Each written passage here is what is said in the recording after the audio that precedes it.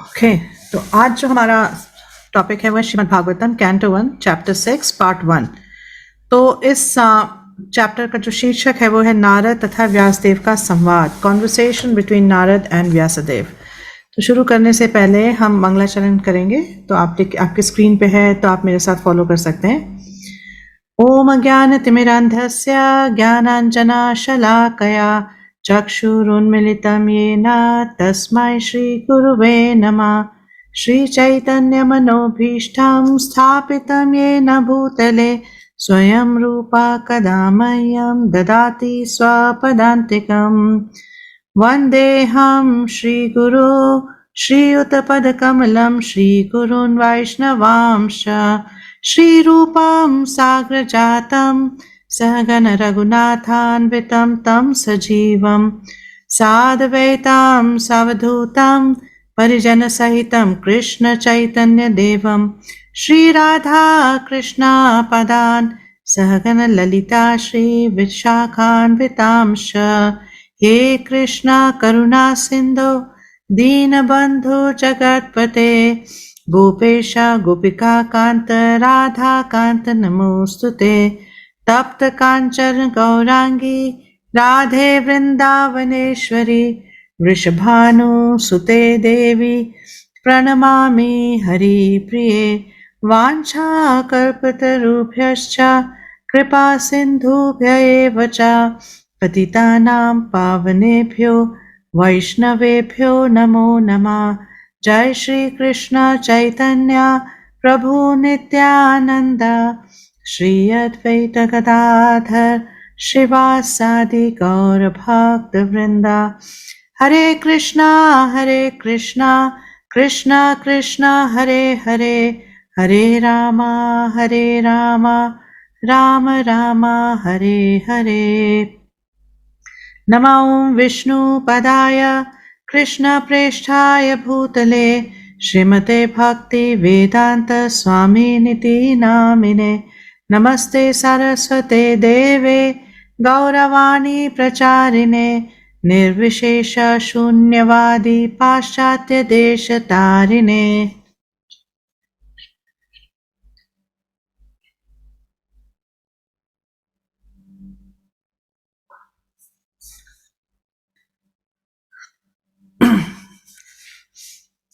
हम भागवतम के साथ कुछ एक्स्ट्रा प्रणाम मंत्रस करते हैं, तो उसको शुरू करेंगे। ओम नमो भगवते वासुदेवाय। ओम नमो भगवते वासुदेवाय। ओम नमो भगवते वासुदेवाय। नारायणं नमस्कृत्य नरं चैव नरोत्तमं देवीं सरस्वतीं व्यासं ततो जयमुदीरयेत्। शृण्वतां स्वकथा कृष्ण पुण्यश्रवणकीर्तना हृदयन्तस्तु भद्राणि विधुनोति सुहृत्सतां। नष्टप्रायेषु भद्रेषु नित्यं भागवत सेवया भगवती उत्तम श्लोके भक्तिर्भवती नैष्ठिकी। एक समरी फॉर्म में सेक्शन 1 में जो है आज हम पहले 20 श्लोकों को कवर करेंगे। तो पहले 4 जो श्लोक हैं उसमें व्यासदेव जी जो है नारद मुनि के जीवन के बारे में अलग अलग प्रकार के प्रश्न करेंगे। तो वो देखना हम शुरू करते हैं। तो सबसे पहले जो है फर्स्ट श्लोक में सूत गोस्वामी जो है, जो नैमिषारण्य के जो जितने भी ऋषि हैं मुनि हैं उनको एड्रेस कर रहे हैं, उनको बोल रहे हैं और उनको बोलते हैं। सूत ने कहा, हे ब्राह्मणों, इस तरह श्री नारद के जन्म तथा कार्यकलापों के विषय में सब कुछ सुन लेने के बाद ईश्वर के अवतार तथा सत्यवती के पुत्र श्री व्यासदेव ने इस प्रकार पूछा।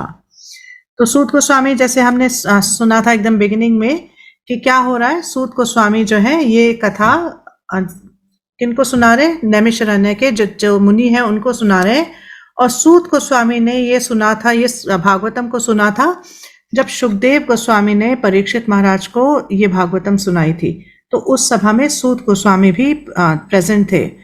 तो अब जो है नैमिषारण्य के जो ऋषि हैं, जो मुनि हैं, उन्होंने सूत गोस्वामी को कहा है कि आप हमें बताइए कि मनुष्य के लिए सबसे श्रेयकर क्या है। हमने देखा था फर्स्ट चैप्टर में कि वो 6 प्रश्न पूछते हैं।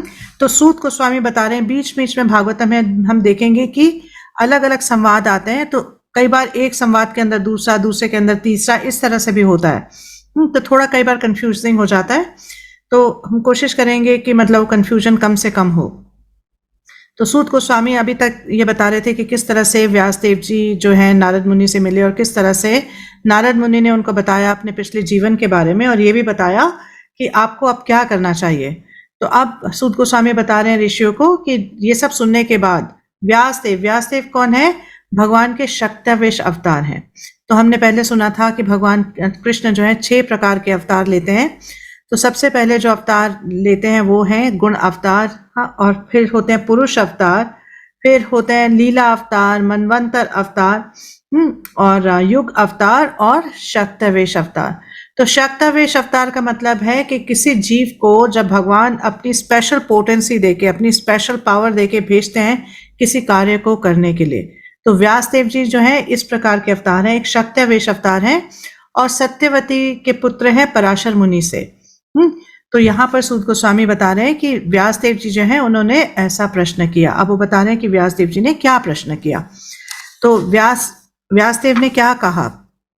श्री व्यासदेव ने नारद जी से कहा, आपने उन महामुनियों के चले जाने पर क्या किया जिन्होंने आपको इस जन्म के प्रारंभ होने से पूर्व आपको दिव्य वैज्ञानिक ज्ञान प्रदान किया था। तो हमने पिछले चैप्टर में क्या सुना कि किस तरह से भक्ति वेदांत थे, जो कि उनके जहाँ पे उनकी माँ सेवा करती थी उस आश्रम में आके रुके, और उनकी सेवा करने से, उनका उच्चिष्ट प्राप्त करने से, उनके जो इंस्ट्रक्शंस हैं उनको फॉलो करने से क्या हुआ? व्यासदेव जी, नारद मुनि का जीवन परिवर्तित हो गया और अगले जीवन में उनको एक स्पिरिचुअलाइज्ड बॉडी मिल गई। तब अब व्यासदेव जी बोल रहे हैं कि जब वो भक्ति वेदांत आपको चतुर्मास के बाद आपको छोड़ के चले गए, तो उसके बाद क्या हुआ? तो श्रील प्रभुपाद अपने तात्पर्य में बताते हैं कि एक्चुअली व्यासदेव जी इस तरह से क्यों नारद मुनि से प्रश्न पूछ रहे हैं, क्यों ये जानना चाहते हैं, क्यों उनको इस बात की इस बात की उत्कंठा है इतनी। तो श्रील प्रभुपाद जी कह रहे हैं क्योंकि व्यासदेव जी जो है नारद मुनि के शिष्य हैं, और वो अपने गुरु से सुनना चाहते हैं कि कैसे उन्होंने सिद्धावस्था को प्राप्त किया। तो वो, क्योंकि वो नारद मुनि के पद चिन्हों पर चलना चाहते हैं और वो भी सिद्धावस्था को प्राप्त करना चाहते हैं, तो इसीलिए ये सारे जो प्रश्न है वो स्वाभाविक हैं, क्योंकि एक शिष्य को अपने गुरु से इस तरह के प्रश्न पूछने चाहिए जिससे कि उसकी आध्यात्मिक उन्नति हो सके। तो यहाँ पे हम देख रहे हैं कि इसीलिए आध्यात्मिक गुरु से पूछने की आकांक्षा प्रगति पाथ पे बढ़ने के लिए आवश्यक है। तो प्रभुपाद जी ऐसा कहते हैं कि अगर आप आध्यात्मिक पद पर प्रगति करना चाहते हो तो ये गुरु से ऐसे प्रश्न करना स्वाभाविक है और करना चाहिए। तो व्यासदेव जी जो है ये पूछ रहे हैं। तो तीसरे श्लोक में व्यासदेव जी पूछते हैं, क्या कहते हैं? हे ब्रह्मा के पुत्र। नारद जो है ब्रह्मा जी के पुत्र हैं। तो व्यासदेव जी कह रहे हैं, हे ब्रह्मा के पुत्र, आपने दीक्षा लेने के बाद किस प्रकार जीवन बिताया? कि मतलब जब वो भक्ति वेदांत आपको दीक्षित करके, उन्होंने आपको दीक्षा दी, उन्होंने आपको कुछ इंस्ट्रक्शंस दी और वो वहां से चले गए, उसके बाद आपने क्या किया? और यथा समय अपने पुराने शरीर को त्याग कर आपने शरीर कैसे प्राप्त किया? कि उस टाइम तो आपकी बॉडी स्पिरिचुअलाइज नहीं थी, आपकी जो बॉडी है वो भौतिक थी, भौतिक शरीर था आपका। अब आपको ये आध्यात्मिक शरीर कैसे प्राप्त हुआ? ये सब कैसे हुआ? तो बिल्कुल स्वाभाविक है ना? ये स्वाभाविक है। क्यों जानना चाह रहे हैं वो? क्योंकि उन्होंने क्या देखा कि नारद मुनि पिछले जन्म में एक दासी पुत्र थे, है ना, एक दासी के पुत्र थे। तो किस तरह से उस स्थिति से आज इस स्थिति में पहुंचे हैं कि भगवान के जो है शुद्ध भक्त बन गए और कहीं भी आ जा सकते हैं, और उनकी जो पूरी देह है वो आध्यात्मिक हो चुकी है। तो व्यासदेव जी इस प्रकार का प्रश्न पूछते हैं। फिर चौथे में व्यासदेव जी कहते हैं, हे महामुनि, समय आने पर काल हर वस्तु का संहार कर देता है, अतएव ये कैसे संभव हुआ कि यह विषय जो ब्रह्मा के एक दिन के पूर्व घटित हो चुका है अब भी आपकी स्मृति में काल द्वारा अप्रभावित जैसे का तैसा बना हुआ है? ये तो आपके पिछले जन्म की कथा है, तो कैसे ऐसे हो रहा है कि आपको अभी तक याद है? आपको मतलब एक ये पिछले कल्प की बात है, तो कैसे आपको याद है? तो तो प्रभुपाद जी इसके तात्पर्य में बताते हैं कि मतलब जब भौतिक शरीर का विनाश हो भी जाता है तब भी आत्मा का विनाश नहीं होता है। और इसी तरह से अगर कोई व्यक्ति की आध्यात्मिक चेतना हो जाती है किसी जीवन में, तो उस आध्यात्मिक चेतना का भी नाश नहीं होता है। तो उन्होंने पिछले जन्म में, हालांकि उनका शरीर भौतिक था, उन्होंने अपनी चेतना को आध्यात्मिक कर लिया था। हाँ, अपने जीवन के अंत होने से पहले, इस जीवन काल के अंत होने से पहले ही उन्होंने अपनी चेतना को आध्यात्मिक कर लिया था, भक्ति के मार्ग पे अग्रसर होकर। तो इसीलिए भौतिक शरीर जब होता है और भौतिक चेतना जब होती है तो किसी व्यक्ति को याद नहीं रहता, लेकिन आध्यात्मिक शरीर और आध्यात्मिक चेतना रहने से एक व्यक्ति को याद रहता है कि पिछले जन्म में क्या हुआ, उसके आगे क्या है। तो ये प्रभुपाद जी बता रहे हैं। फिर उसके बाद जब इस तरह के प्रश्न नारद मुनि से व्यासदेव जी ने किए, तो अब नारद जी हैं जो बोलना शुरू करते हैं। तो नारद जी बोलते हैं, श्री नारद ने कहा, जिन महर्षियों ने मुझे अध्यात्म का व्यवहारिक ज्ञान प्रदान किया था, वे अन्य स्थानों को चले गए और मुझे इस प्रकार से अपना जीवन बिताना पड़ा कि मैं 4 महीने के लिए मुझे उनका संग मिला, बहुत अच्छा संग मिला, बहुत उनकी कृपा मिली, बहुत उन्होंने मेरे पे अपनी करुणा दिखाई। लेकिन उसके बाद उन्होंने मेरे को जो इंस्ट्रक्शंस दी थी, उन इंस्ट्रक्शंस को देकर वो वहां से चले गए और उसके बाद वो आगे चले गए। आगे जो है मतलब अब आगे जाकर कहीं और जाकर उन्होंने इस ज्ञान को लोगों को बांटा, लेकिन मैं जो है पीछे रह गया और मैंने इस तरह से अपना जीवन बिताया। तो प्रभुपाद जी जो है इसमें कहते हैं कि मतलब जो भक्त है उनके संग से बहुत जल्दी, अगर कोई व्यक्ति उसको आता है सही तरीके से भक्तों का संग किस प्रकार से लिया जाता है, तो बहुत जल्दी जो है एक व्यक्ति की चेतना में परिवर्तन आता है। उसको बहुत जल्दी जो है आध्यात्मिक रियलाइजेशंस होने लग जाते हैं। उसको बहुत जल्दी ये समझ में आने लग जाता है कि मुझे क्या करना चाहिए। आध्यात्मिक अनुभूति होने लग जाती है अलग अलग तरीके से। तो हम देखेंगे कि किस प्रकार से नारद मुनि के केस में, इनके एग्जाम्पल को देख के हम समझ सकते हैं कि अगर प्रॉपर तरीके से किसी साधु का संग लिया जाए, किसी महान भक्त का संग लिया जाए, तो कैसे हमारा जीवन परिवर्तित हो जाता है। तो जैसे चैतन्य चरितामृत में भी आता है कि साधु संग सर्व शास्त्र कहे, लव मात्र साधु संग सर्व सिद्धि है। कि मतलब एक लव जो है एक सेकंड का 10वां हिस्सा है। तो अगर कोई व्यक्ति को एक प्रॉपर साधु का इतना संग भी मिल जाता है और उसको पता है कि किस तरह से संग लिया जाता है, तो उसको परम सिद्धि प्राप्त हो सकती है उतने संग मात्र से। तो हम नारद मुनि के केस में देखेंगे कि 4 महीने चातुर्मास्य में उन्होंने इन भक्ति वेदांतों का संग लिया और किस तरह से उनका जीवन पूरी तरह से परिवर्तित हो गया। तो छठे श्लोक में नारद मुनि कहते हैं, मैं अपनी माता का इकलौता पुत्र था। वह न केवल भोली भाली स्त्री थी अपितु दासी भी थी।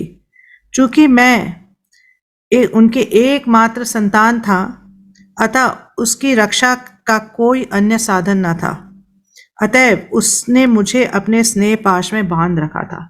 तो बेटे के पास भी माँ के सिवाय कोई और नहीं था और माँ के पास भी इस बेटे के सिवाय कोई नहीं था। तो माँ जो है उन्होंने अपनी ममता से इस बच्चे को पूरी तरह से बांध रखा था। उनकी ममता से में विवश होकर नारद मुनि ने क्या कहा कि मैं अपनी माँ के पास ही रहा, मैं उन भक्ति वेदांतों के साथ नहीं गया। मैं अपनी माँ के पास रह गया।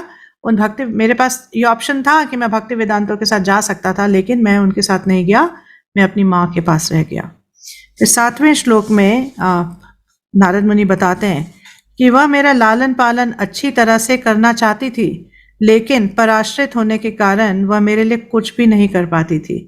यह संसार परमेश्वर के पूर्ण नियंत्रण में है, अतएव प्रत्येक व्यक्ति कठपुतली नचाने वाले के हाथ में किसी काठ की गुड़िया के समान है।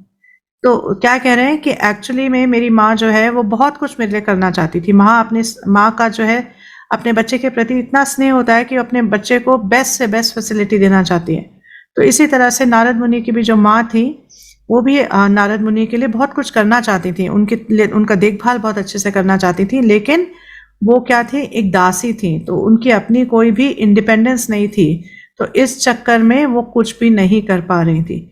तो नारद मुनि ने क्या कहा कि मतलब ये देखकर मैं ये समझ गया कि ये जो पूरा जगत है ये किसके कंट्रोल में चल रहा है? ये पूरा जो संसार है परमेश्वर के नियंत्रण में चल रहा है। जैसे कि कोई कठपुतली जब नचाते हैं ना, तो हम देखते हैं कि कठपुतली नचाने वाले के हाथ में धागे होते हैं, जैसे वो कठपुतलियों को अलग अलग तरीके से नचाते हैं। तो परमेश्वर की इच्छा से, या हम ऐसा भी समझ सकते हैं कि भगवान की शक्तियों के द्वारा, भगवान की जो भौतिक शक्ति है और उसमें जो 3 गुण हैं उनके द्वारा हर किसी को कठपुतली की तरह नचाया जाता है। तो इस तरह से बोले कि लेकिन ये पूरा जगत जो है भगवान के नियंत्रण में है, और जिस तरह से एक कठपुतली नचाने वाला अपने हाथ से मतलब धागों को हिला के पूरी तरह से कठपुतली को कंट्रोल में करता है, उस तरह से हर कोई चीज जो है वो भगवान के नियंत्रण में है। फिर 8वें श्लोक में नारद मुनि व्यासदेव जी को कहते हैं कि जब मैं केवल 5 वर्ष का था तो एक ब्राह्मण की पाठशाला में रहता था। मैं अपनी माँ के स्नेह पर आश्रित था और मुझे विभिन्न क्षेत्रों का कोई अनुभव ना था। तो क्या कह रहे हैं कि मैं एक गुरुकुल में जाके, एक ब्राह्मण के गुरुकुल में जाकर वहां पढ़ रहा था और पूरी तरह से अपने माँ पे ही आश्रित था, क्योंकि कोई और था नहीं मेरे जीवन में। हाँ, और मुझे और कोई एक्सपीरियंस भी नहीं था, क्योंकि मैंने उसके सिवा कुछ और देखा ही नहीं था, मुझे कोई भी अनुभव था ही नहीं।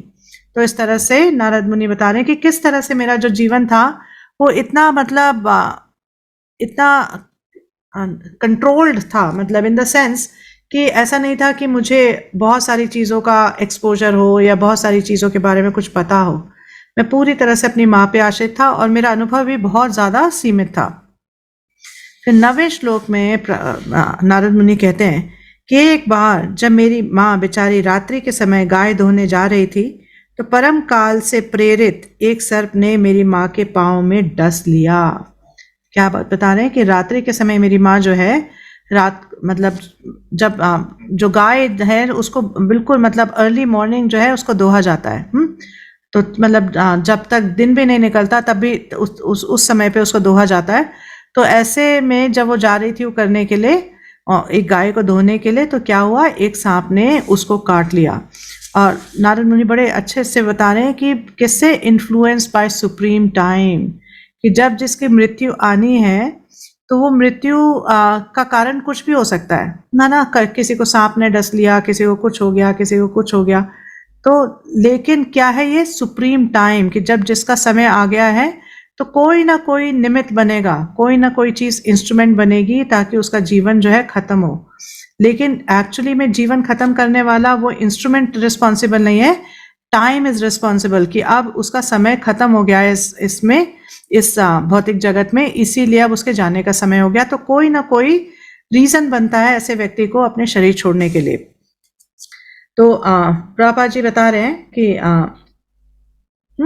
कि एक्चुअली में क्या है ये एक्चुअली में भगवान की अनुकंपा है। प्रभुपाद जी कह रहे हैं कि जब एक आत्मा होती है, एक जीवात्मा जो है वो बहुत सत्यनिष्ठ होती है, मतलब बहुत भगवान के प्रति जो है सिंसियर होती है, तो क्या करते हैं भगवान उसकी लाइफ में ऐसा अरेंजमेंट करते हैं कि वो कैसे पूरी तरह से भगवान पर ही डिपेंडेंट हो जाए। तो अभी तक नारद मुनि क्या बता रहे हैं कि मैं अपनी माँ पे डिपेंडेंट था, मुझे और कुछ नहीं पता था, और भगवान ने क्या किया, उनको अपने ऊपर पूरी तरह से डिपेंडेंट कर लिया। तो भगवान तो प्रभुपाद जी कह रहे हैं कि मतलब माता को परम इच्छा के फल स्वरूप इस संसार से उठा लिया गया, है ना। तो परम इच्छा मतलब भगवान की इच्छा, और वो बालक जो है पूर्ण रूप से भगवान पर आश्रित हो गया पूरी तरह से। अब कोई भी नहीं है, एक सिर्फ माँ थी देखभाल करने के लिए, और छोटा बालक है उसके लिए और कोई नहीं है। तो नारद मुनि बता रहे हैं कि मैंने इसे भगवान की विशेष कृपा माना, क्योंकि वे अपने भक्तों का भला चाहने वाले हैं, और इस प्रकार सोचता हुआ मैं उत्तर की ओर चल पड़ा। तो नारद मुनि क्या बता रहे हैं कि I took it as a special mercy. तो हम देख सकते हैं कि कितनी एलिवेटेड कॉन्शियसनेस है, कितनी मतलब इनकी कितनी विकसित चेतना है कि वो अपनी माँ का देहांत इस तरह से समझ रहे हैं कि भगवान की मेरे पे बहुत ज्यादा अनुकंपा हो गई, विशेष कृपा हो गई। कितना मतलब किस तरह से वो देख पा रहे हैं कि एक्चुअली अगर मेरी माँ होती तो मैं उन बंधन में ही फंसा रह जाता और आगे आध्यात्मिक उन्नति नहीं कर पाता। तो भगवान ने ऐसा जो सुप्रीम टाइम है उसने ऐसा अरेंजमेंट किया है कि मैं पूरी तरह से भगवान पे डिपेंडेंट हो जाऊं और पूरी तरह से अपने जीवन को आध्यात्मिक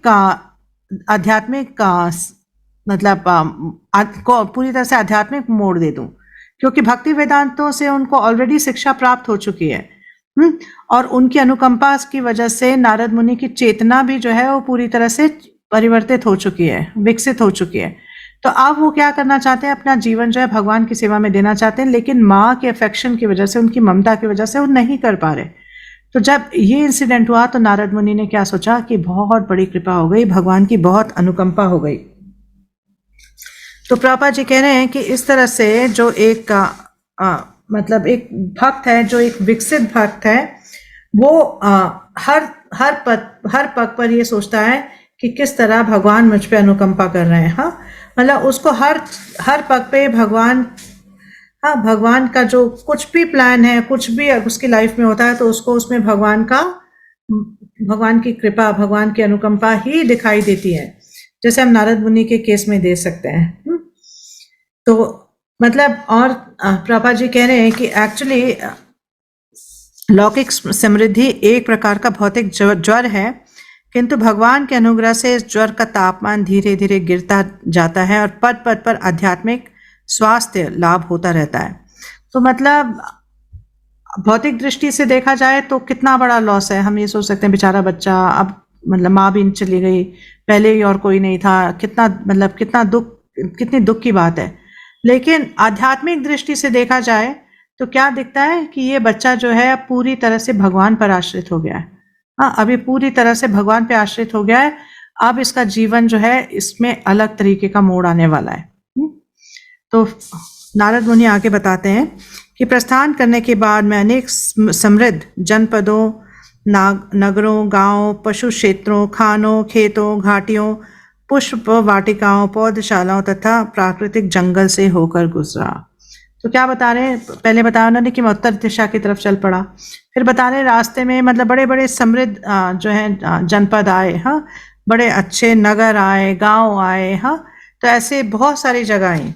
हाँ, जब मैं निकला तो बहुत सारी चीजें जो है मेरे को देखने को मिली और जैसे मैं आगे बढ़ता चला गया। तो प्रभा जी ये बताते हैं कि एक्चुअली में पहले के टाइम में वैदिक संस्कृति में तो यही सब चीज़ें थी जो कि समृद्धि का कारण मानी जाती थी, कि बहुत बड़े बड़े अच्छे फार्म्स हों, अच्छे मतलब माइंस हों जिनमें से रत्न निकले, हाँ, बहुत मतलब खेती हो, हाँ, और बहुत सारे गार्डन्स हों, इस तरह से। और इसको एक्चुअली में वेल्थ माना जाता था। आजकल की तरह नहीं है कि मतलब पेपर मनी हो या वर्चुअल स्टॉक मार्केट की वेल्थ हो, इस तरह की वेल्थ को वेल्थ नहीं माना जाता था, है ना। तो वैदिक जीवन में जो है इन सब चीज़ों को एक्चुअली में समृद्धि माना जाता था। तो उसके बाद क्या बताते हैं नारद मुनि, 12वें श्लोक में नारद मुनि बताते हैं, मैं सोने, चांदी तथा तांबे जैसे विविध खनिजों के आगारों से परिपूर्ण पर्वतों तथा सुंदर कमलों के से पूर्ण जलाशयों से युक्त भूभागों को पार करता रहा, जो स्वर्ग के वासियों के उपयुक्त थे और मधांध भंवरों और चहचहाते पक्षियों से सुशोभित थे। तो क्या कह रहे हैं कि जब मैं चलता गया तो ऐसे मतलब बहुत सुंदर सुंदर पहाड़ आए रास्ते में, हाँ, और खाने आई अलग अलग तरह के। वो खाने जो है कोई सोने की खान थी, कोई चांदी की खान थी, इस तरह से, हाँ। और बहुत जगह मैंने देखा कि मतलब जो पानी जो है जलाशय हैं अलग अलग प्रकार के, उनमें कमल उग रहे हैं। तो ऐसे इतने सुंदर सुंदर जगह मेरे को देखने को मिली कि मुझे ऐसा लगा कि यहाँ पे तो देवी देवता वास करते होंगे। मतलब इतनी सुंदर और इतनी नेचुरल सब कुछ था कि मुझे ऐसा लगा कि वहाँ पे देवी देवता वास करते होंगे। और बहुत सारे पक्षियों की आवाज़ें आती थी और बहुत सारे भंवरों की भी आवाज़ें आती थी, है ना। भंवरे जो है वहाँ पर घूम रहे होते थे इन सारे फूलों के आसपास और उनकी आवाज़ें आती थी। तो इस तरह से बता रहे हैं। और क्या देख रहे हैं हम कि नारद मुनि जो है चलते ही जा रहे हैं, आगे चलते जा रहे हैं। तो फिर नारद मुनि ने बताया, 13वें श्लोक में नारद मुनि बताते हैं, तब मैं अनेक जंगलों में से होकर अकेला गया, जो नरकटों, बांसों, सरपतों, कुशों, अपतृणों और गहरों से परिपूर्ण थे, और जिससे जिनसे अकेले निकल पाना कठिन था। मैंने अत्यंत सघन, अंधकारपूर्ण तथा अत्यधिक भयावने जंगल देखे जो सर्पों, उल्लुओं और सियारों की क्रीड़ा स्थली बने हुए थे। तो क्या बता रहे हैं कि रास्ते में ऐसी जगह भी आई, बहुत ऐसे डरावने से अलग अलग प्रकार के जंगल आए जहाँ अंधेरा भी था, जहाँ पे मतलब सर्प भी थे, उल्लू थे, सियार थे। और मतलब अकेले एक छोटे बच्चे के लिए आप सोच सकते हैं कि ये छोटा बच्चा है जो जा रहा है अकेले। तो नारद मुनि बता रहे हैं कि वहां से निकलना आसान नहीं था मेरे लिए। वो बहुत भयावह जगह थी, बहुत डरावनी जगह थी, और मैं आगे चलता गया। तो अब हम ये प्रश्न पूछ सकते हैं कि क्या जरूरत है नारद मुनि को चलते जाने की? रुक भी तो सकते थे, रास्ते में इतने सारे गांव आए, इतने अच्छे अच्छे नगर आए, इतनी अच्छी अच्छी जगह आई, तो वहां रुके क्यों नहीं?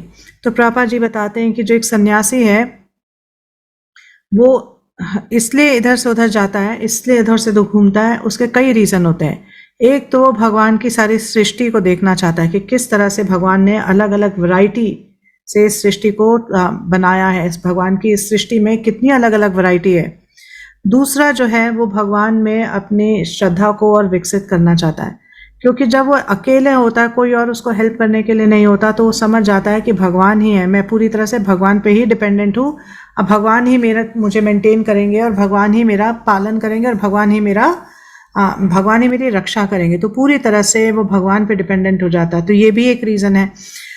तीसरा रीजन है कि जो मन है उस वो जो है स्ट्रेंथन हो जाता है। मन जो है उस पर और ज्यादा काबू आ जाता है, क्योंकि मन ही है जो हमें इधर से उधर भटकाता है। अलग अलग चीजों के आइडियाज हमारे मन में जो आते हैं उसी से हम भटकते हैं। तो जब ऐसा व्यक्ति अकेला होता है और ऐसे भयावह स्थिति से जाता है तो उसका मन भी पूरी तरह से कंट्रोल में आ जाता है। और चौथा जो रीजन है जिसके बारे में प्रभुपाद और बताएंगे कई तात्पर्यों में इस चैप्टर के, कि बाकी जो लोग हैं, बाकी जो मतलब गृहस्थ लोग हैं, हाउस होल्डर्स हैं, बाकी जो लोग हैं, उनको भी भगवान के बारे में बताने के लिए।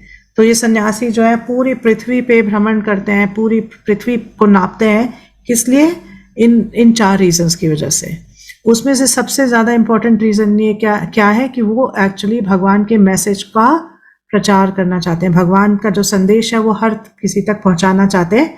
उसकी वजह से वो भ्रमण करते रहते हैं, और इसी वजह से नारद मुनि जो है वो रुके नहीं कहीं पे भी, वो चलते चले गए। 14वें श्लोक में नारद मुनि बताते हैं कि इस प्रकार विचरण करते हुए मैं तन तथा मन से थक गया और प्यासा तथा भूखा भी था। अतएव मैंने एक सरोवर में स्नान किया और जल भी पिया।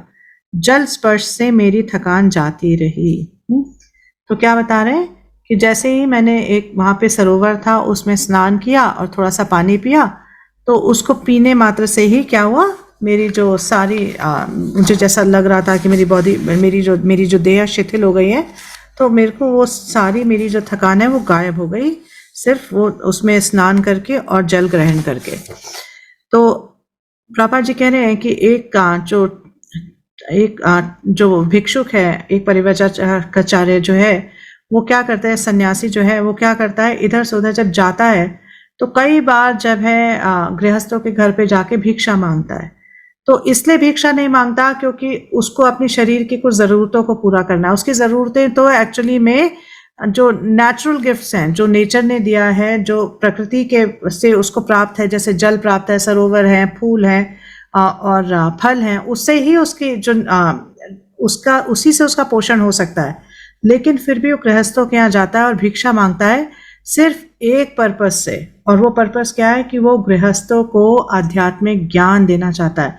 वो इसलिए जाता है कि भिक्षा के बहाने से वो वहां पे रुकेगा, गृहस्थ कोई आएगा उसको कुछ भिक्षा देगा, तो नारद मुनि ने कहा कि मुझे एक अपॉर्चुनिटी मिलेगी, मुझे एक मतलब एक इस तरह से एक अपॉर्चुनिटी मिलेगी कि मैं उनको भगवान के बारे में बता पाऊं, मैं उनको दिव्य संदेश दे पाऊं।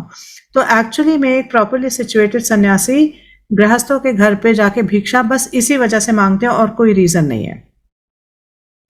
तो 15वें श्लोक में नारद मुनि बता रहे हैं कि उसके पश्चात उस वीरान जंगल में एक पीपल वृक्ष की छाया में बैठकर मैं अपनी बुद्धि से अपने अंतकरण में स्थित परमात्मा का वैसे ही ध्यान करने लगा जिस प्रकार की मैंने मुक्त आत्माओं से सीखा था। तो क्या बता रहे हैं कि अब उसके बाद मैं एक जंगल में एक पीपल का वृक्ष था, उसके नीचे बैठ गया और मैं भगवान पर अपना ध्यान लगाने लगा।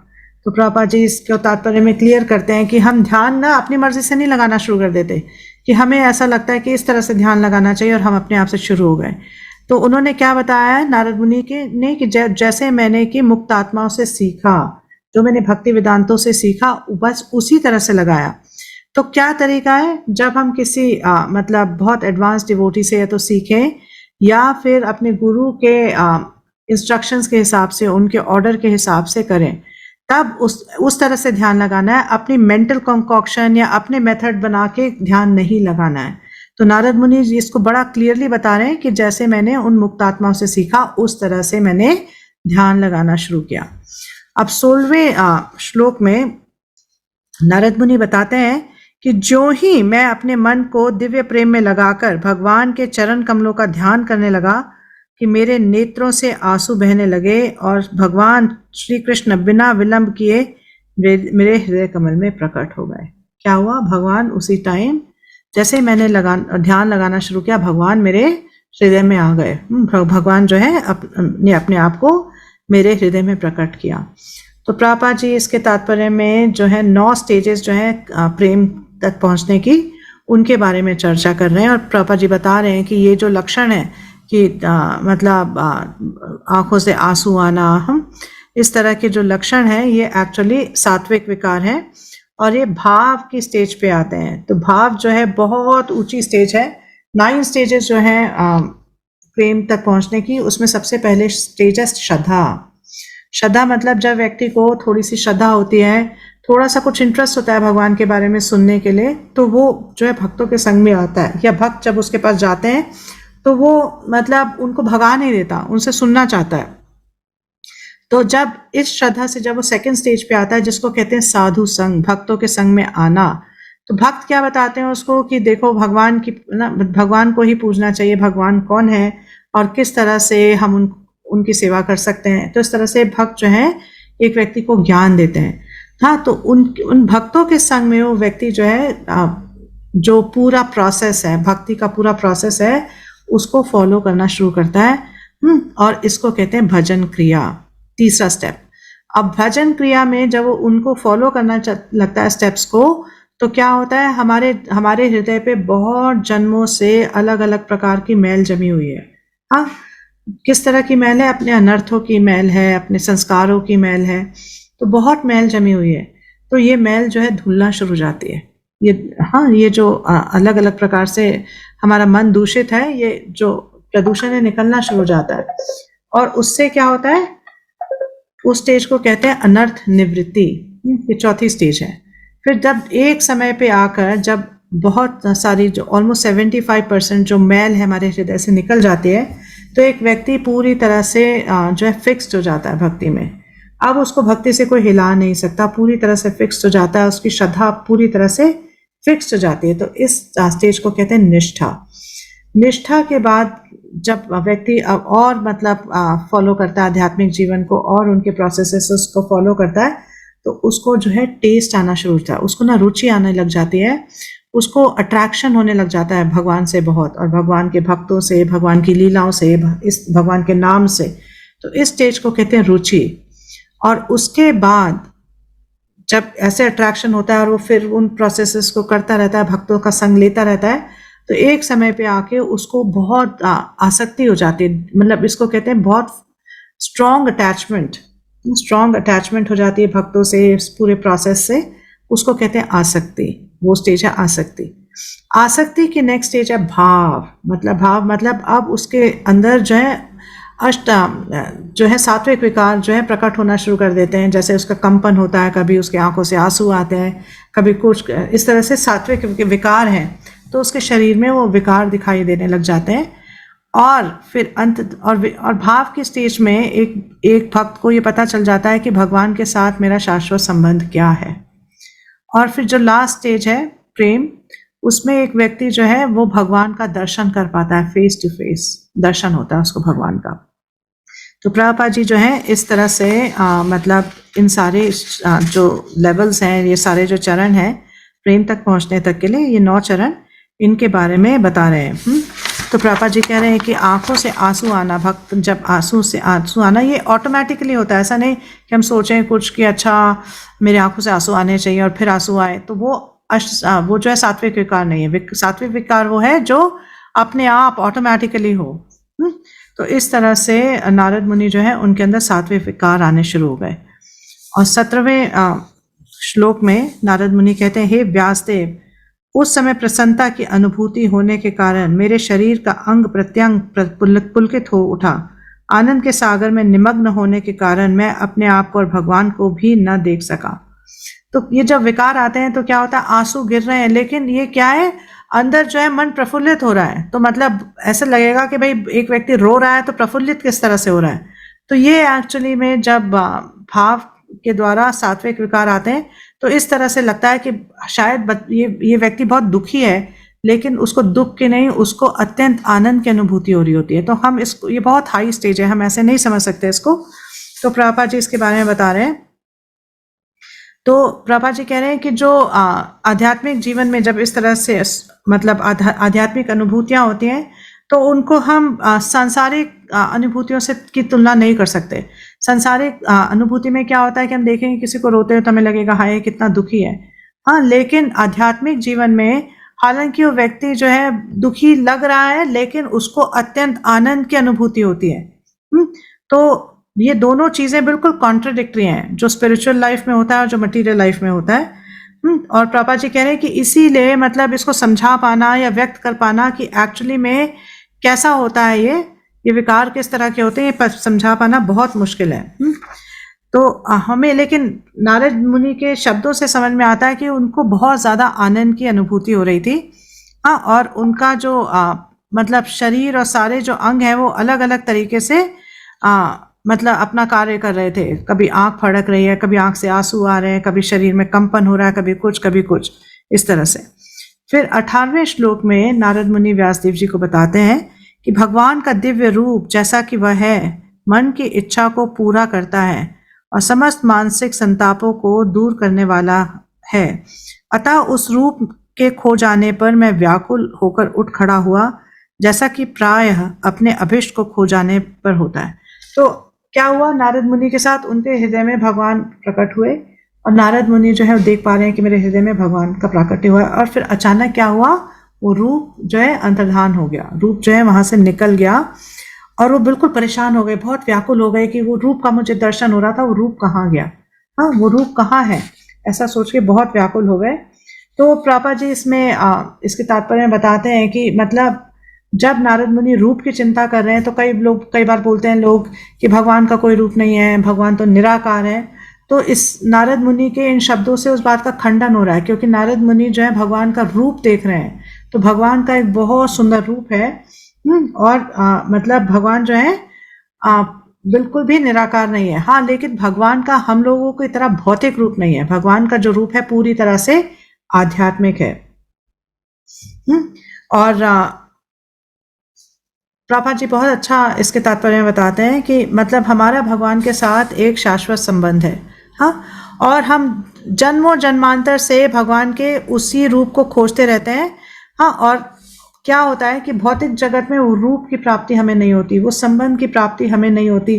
तो इसीलिए हम अलग अलग तिकड़म लगा के अलग अलग चीजें करके ये सोचते हैं कि शायद इससे हमें आनंद की प्राप्ति हो जाएगी, लेकिन नहीं होती, क्योंकि जिस चीज को हम ढूंढ रहे हैं वो हमें भौतिक जगत में प्राप्त नहीं हो सकता। हम जो है भगवान के पार्ट्स एंड पार्सल हैं, उनके अंश हैं, और सिर्फ हमें कौन सी चीज आनंदित कर सकती है, कौन सी चीज तृप्त कर सकती है, जो आध्यात्मिक हो, जो आध्यात्मिक जगत से हो, सिर्फ उसी से तृप्ति मिल सकती है। तो लेकिन हम क्या करते हैं, हम भौतिक जगत में आकर भौतिक तरीकों से अपने आप को पुष्ट करने की कोशिश करते हैं, अपने आप को आनंद पहुंचाने की कोशिश करते हैं, लेकिन ये नहीं होता है। और नारद मुनि के साथ क्या हुआ, जब तक उनको भगवान नजर आ रहे थे अपने हृदय में, तो उनको मतलब अत्यंत आनंद की अनुभूति हो रही थी। और जब भगवान का वो रूप उनके हृदय से चला गया तो बहुत ज्यादा व्याकुल हो गए, क्योंकि इतना आनंद मिल रहा था कि नारद मुनि को लगा ये क्या हो गया मेरे साथ। तब 19वें श्लोक में नारद मुनि बताते हैं कि मैंने भगवान के उस दिव्य रूप को पुनः देखना चाहा। मतलब मैं चाहता था कि भगवान का रूप मुझे दिखे, लेकिन अपने हृदय में एकाग्र होकर उस रूप का दर्शन करने के सारे प्रयासों के बावजूद मैं उन्हें फिर से ना देख सका। इस प्रकार असंतुष्ट होने पर मैं अत्यधिक संतप्त हो उठा। तो क्या कह रहे हैं कि मैंने बहुत प्रयास किया कि कैसे मैं अपना मन जो है पूरी तरह से भगवान में लगाऊं, कैसे वो रूप दोबारा से मुझे उसका दर्शन हो, लेकिन मेरे अनेक अनेक प्रयासों के बाद भी ऐसा नहीं हुआ। तो प्रभुपाद जी कहते हैं कि भगवान को देखने के लिए कोई यांत्रिक विधि काम नहीं करती, कोई मैकेनिकल प्रोसेस काम नहीं करता है। ये सिर्फ भगवान की अहेतु की कृपा से होता है। भगवान के रूप का दर्शन भगवान के अहेतु की कृपा से होता है, और कोई तरीका ही नहीं है भगवान को देखने का। हम अलग अलग तरह के तिक्रम लगा सकते हैं, अलग अलग तरीके की मेंटल स्पेकुलेशन कर सकते हैं, अलग अलग तरीके की यांत्रिक विधियों को अपना सकते हैं, लेकिन उससे जो है हमें भगवान के रूप का दर्शन नहीं होगा। हाँ, तो प्रभुपाद जी इसके बाद बताते हैं इस श्लोक के तात्पर्य में कि नारद मुनि जो है उन्होंने क्या, जो जैसे उनको पहले दर्शन हुआ वही सब उन्होंने दोहराने की कोशिश की कि शायद मैं उसको दोबारा करता हूँ तो मुझे भगवान के दर्शन होंगे। लेकिन भगवान क्या है, स्वराट है, किसी के मतलब ऑर्डर कैरियर नहीं है। हाँ, किसी के अंडर नहीं है, किसी पे डिपेंडेंट नहीं है।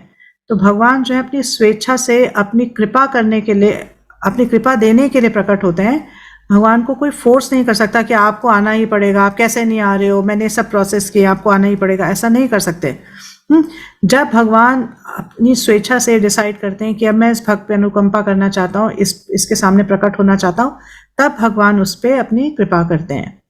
और 20वें श्लोक में फिर नारद मुनि बताते हैं कि वह एकांत स्थान में मेरे प्रयासों को देखकर समस्त लौकिक वर्णन से परे भगवान ने मेरे शोक को दूर करने के लिए अत्यंत गंभीर तथा सुखद वाणी में मुझसे कहा। तो जब भगवान ने देखा कि वो इतने ज़्यादा मतलब परेशान हो गए हैं और अलग अलग तरीकों से भगवान को दोबारा देखने का प्रयास करें, तो भगवान ने जब देखा उनके मतलब उनके अलग अलग प्रयास को, और भगवान जो है उन्होंने क्या देखा कि भगवान ने देखा ये मेरे से मतलब इसमें इतनी ज़्यादा अनुकंठा है मुझे दोबारा देखने की, बार बार प्रयास कर रहा है।